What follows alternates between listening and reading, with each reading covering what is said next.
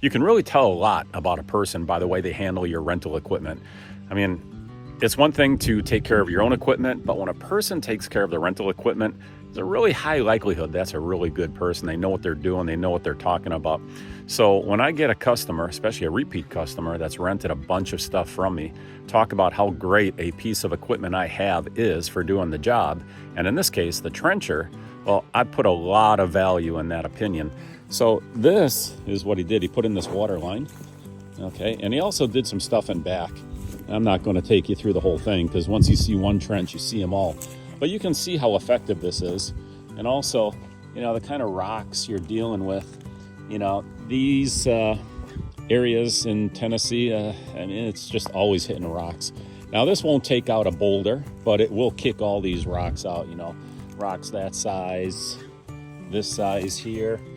But this is the machine that did it. And he said, boy, oh boy, once we figured out what we wanted to do, where we wanted to do it, we just put this thing in gear and it just tore through this project like nothing.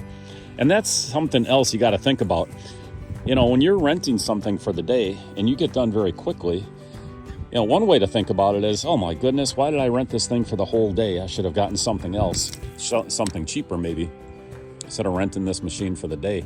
But what would you rather do? Would you rather rent something for the day and get done in 2 hours, or rent something that's not as good and spend the whole day doing it? It doesn't, bug.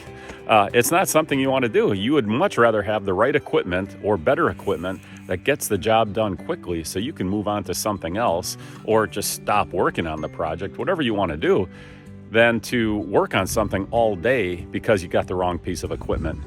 When you get something like this on tracks, heavy duty track, 36 inches deep, 6 inches wide, all you got to do is stand on the back of this thing and pull the levers. That's it. Stand on the back, pull these levers, and your trench is done for you. I mean, that's it. This is the ultimate tool for putting in water lines, drains, any type of irrigation, electrical lines. You can use a Mini X, and a Mini X is good for certain reasons. But if you are just trying to cover a lot of distance, you want to get yourself a trencher like this. And it is the fastest, most efficient thing you can use for digging these sorts of trenches, especially over a long distance.